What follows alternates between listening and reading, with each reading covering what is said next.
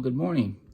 Um, Hope everyone is having a pretty good morning.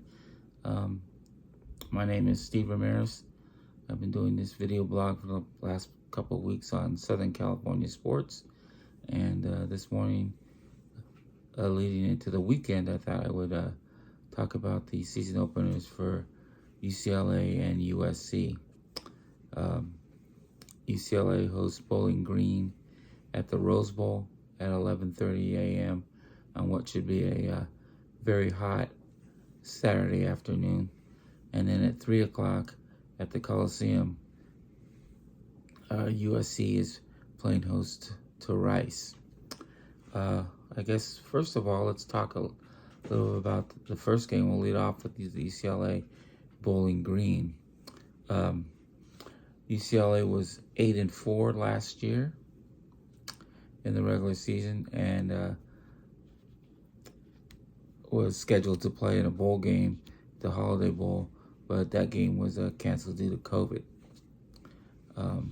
Bowling Green was 4-8 last year, but did have an upset win over Minnesota. Key players back for Bowling Green are quarterback Matt McDonald, who is the son of former USC star Paul McDonald. Also, they return their top two wide receivers in Austin Osborne and Tyrone Broden. They averaged 21 points a game while giving up 30 points a game.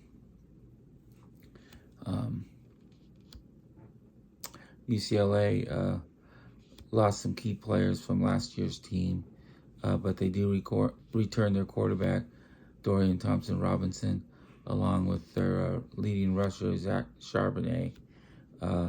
They do have some 3 offensive linemen they're replacing, but they were able to get some transfers for both the offensive line and on defense and at wide receiver.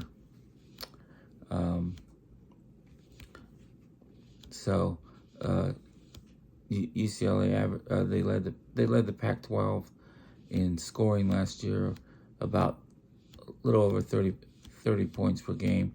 Struggled on defense where they gave up about 26 points per game.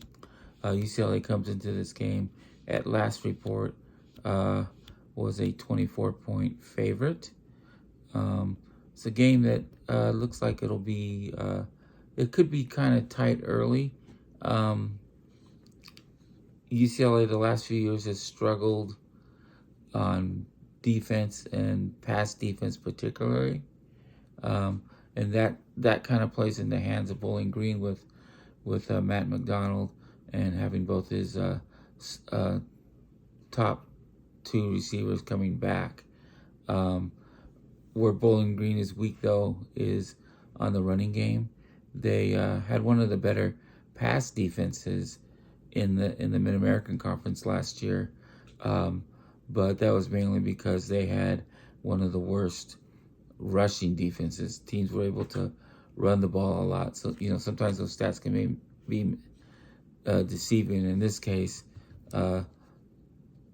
good pass defense because they were porous in the run game, and UCLA's strength is the run game. I can see them getting over 200 yards rushing, and that'll lead probably, if not a big lead at half, they should probably will pull away in the second half. I could see Bowling Green putting some drives together with McDonald, but I'm not sure they could sustain that over the entire game because they just might be too far behind. And then UCLA, which did bring in 2 key defensive end transfers. Usually when you're up like that, you kind of take the balance attack away from an offense. You become one-dimensional, having to pass the ball, and that could be a problem for Bowling Green. Not sure if UCLA will cover in this game, but I could see them winning by 3 scores. and USC, on the other hand, they were 4-8 last year. But obviously they have a new coaching staff and some key elite transfers coming in. So I'm not sure you can take what they did last year on what they're going to do this year. Rice was 4-8. Not one of the better programs in the country, obviously. Struggles a little bit in the in Conference USA. They do have a big offensive line. They returned one of their better running backs last year, Ali Broussard, and the top returning wide receiver is Cedric Patterson, who averaged about 15 yards a catch with 6 TDs. They did give up 36 points a game last year and 436 yards per game. So that doesn't bode well for going against an explosive, potentially an explosive USC offense led by transfer quarterback Caleb Williams from Oklahoma. Also, they have receiver Mario Williams from Oklahoma.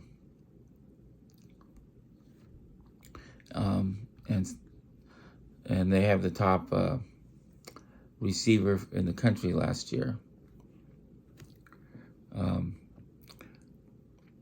Jordan Addison from Pitt won the Biletnikoff Award.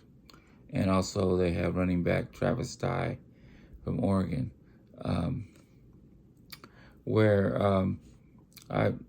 This is the type of game I'm not sure how consistent USC is going to be on offense early on. But they should be able to hit some big plays in this game. Rice has the ability to control the clock, and I wouldn't be surprised if they held a time of possession advantage. But USC is going to just be able to hit them with some big plays.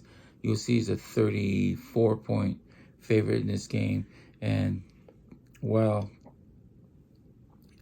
you might see a score like something like 17-3 or 6 at halftime. I see USC pulling away late in this game. Rice is just not going to be able to keep up. Like I said, I think they might be able to run the ball against a new suspect USC defense, which is trying to learn a new scheme. But they're just going to be able to fall too far behind, and I could see USC winning this game pretty big. So both UCLA and USC should start the season off 1-0. That's my thoughts on these two games. Hope you enjoyed the video, and until next time.